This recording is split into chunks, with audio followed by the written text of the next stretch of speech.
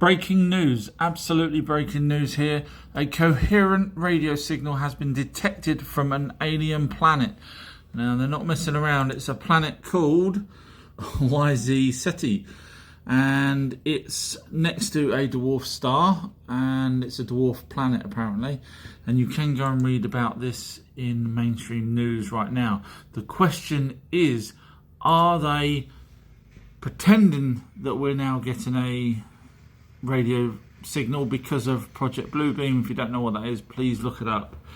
So I'll let you decide whether you think that they're actually genuine in receiving some sort of signal or whether or not it's fake, along with these UFOs and the motherships, etc. that they're talking about. Yes, UFOs are real, but not when the government's saying that they're real, because they could have told us that 50 years ago.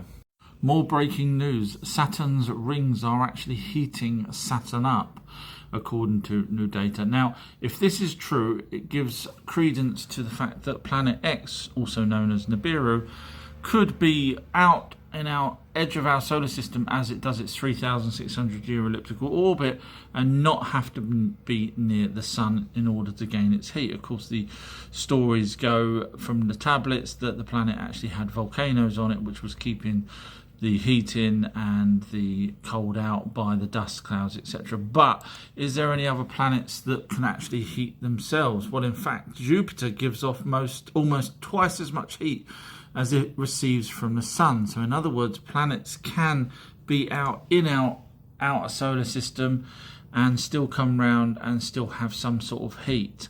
So thank you, NASA, for telling us that. Have you seen a comet? Well, this person will tell you you're a liar if you say you have. And that's because this person believes there's no such thing as space and that there's an impenetrable dome over our planet called the firmament. Unfortunately, this person hasn't done any research whatsoever, because if they had, they would have worked out that the ancient texts that say Enoch and a handful of other people that saw the firmament, we can't, 9 billion of us now can't, but they could back then. But basically it was the atmosphere, the layer between the atmosphere and space. Now, I've seen Halley's Comet, so that's the reason why this person has said there's no such thing as comets, because I said, how does Halley's Comet travel if there's no such thing as space? Now, unfortunately, people don't bother going back to the original text of finding out what a comet and meteorite is. A comet was a dragon and a meteor was a demon. And if you don't believe me, you can go and do your own research or watch my videos and learn. Anunnaki aliens created humans. Otherwise, all of this in the same area would be a coincidence, would it not? So the first jewelry was ever designed and thought of in Mesopotamia by the Anunnaki, as written in their tablets. The first written debate was Sumeria. Yes, you guessed it. The first drinking song was the Anunnaki. The first hymn before God, yes. The first currency. The first poem and praise. The first love song. The first earring. So no one else thought of all these except for, just so happens to be, these guys here writing about it. The first ever statue was Turkey. Again, look how old it is. So you can kind of get the idea that, look, there's a first letter as well. Everything was a first. So either God gave blessings to these people in Mesopotamia or the Anunnaki are real. Never hurt a plant again. Seriously, there has now been more studies saying that plants do scream out loud when they're hurt.